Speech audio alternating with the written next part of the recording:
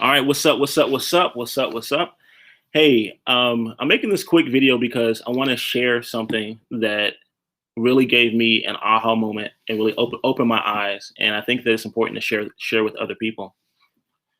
A lot of times, people people in professions of entertainment, athletes, um, maybe high paid attorneys at sometimes, but and especially physicians, right? Doctors, medical practitioners, etc.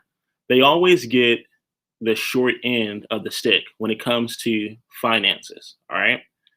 And what normally happens is that everyone criticizes them on their finances. Everyone makes fun of them. They point fingers. They claim that they're financially illiterate. They're stupid. All that stuff, and that's not the case. Um, and so I want to share with you a true story about a client. I'm not going to disclose his name because that's too personal for him. Um, but here's the thing: we all know athletes, right? We all know athletes. You see them on TV. They may be your idol, right? So one time, um, so one of my clients is a former NFL player, and when I first met him, like I was in awe, right? Because in high school he played for my favorite football team, and plus, like, I mean, a few years before I met him, he also had his team had won the Super Bowl, so I was super excited to meet him. Picked him up from the airport, and you know how it is, like when you meet someone that you really kind of like idolize, right? But from a distance. So from a distance, everything seems perfect, right? And then when you finally meet the person, you're able to really talk with them, engage, understand, develop a real relationship. You start to realize, like, man, I didn't know that, right? I didn't know that. So normally, and this is what is so interesting just with these professions in general.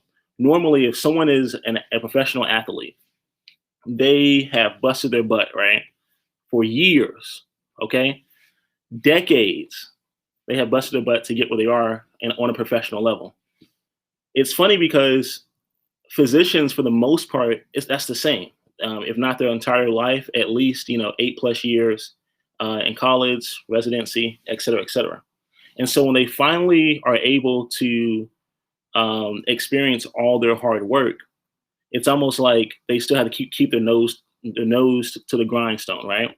And so when I was talking to him, he was basically expressing to me that he had worked all his life to get to where he was, and he had a shorter career than what he could hope for, right?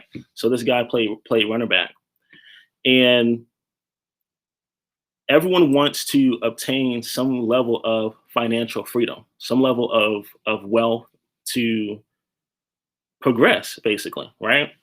Most people become athletes not because they just love the sport.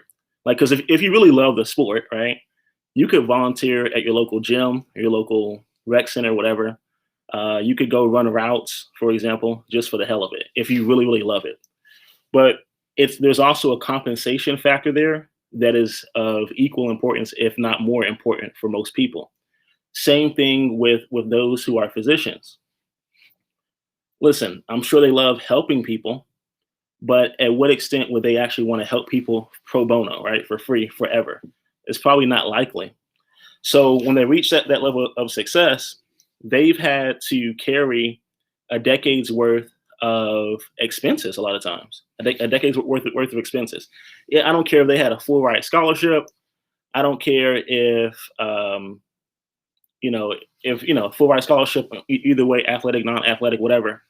They had expectations that they had to live up to. They may have had to turn around and then support their family members as well, right?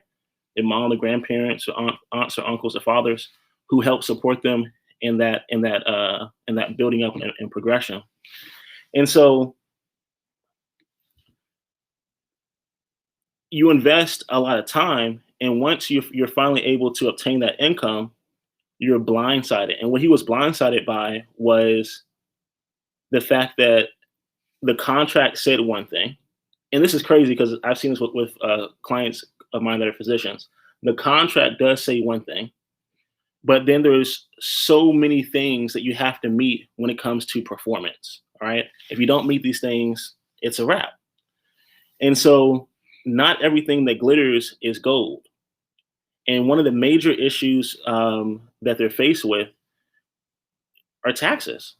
And so people on the outside normally make fun of physicians, athletes, et cetera, because they say to themselves, man, if I had this amount of money, like such and such player, or if I had this amount of money, like such and such doctor or physician or whatever else, I would do X, Y, Z. But what they don't realize is that oftentimes the salary that they're grossing, that's gross, that is not net. And that salary a lot of times is being cut in half. Normally they're paying about 40% tax on the regular income.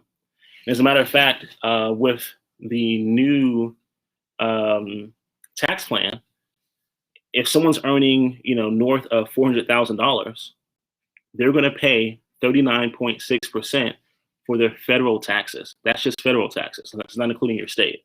So if you live somewhere like in California or New York, you could possibly pay 50, maybe even 60% in taxes, right? That's a huge hurdle to actually get over. And especially if you're in medical school, it's about individual performance. Just in college in general, it's about individual performance.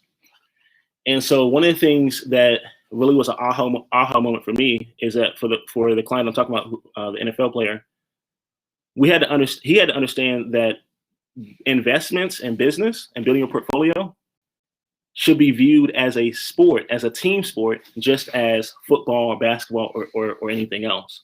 And the primary reason for that is you're not meant to do everything on your own. As a matter of fact, most of those professionals, they have to invest a lot of time in what they're doing, a lot of time, a lot of effort in what they're doing.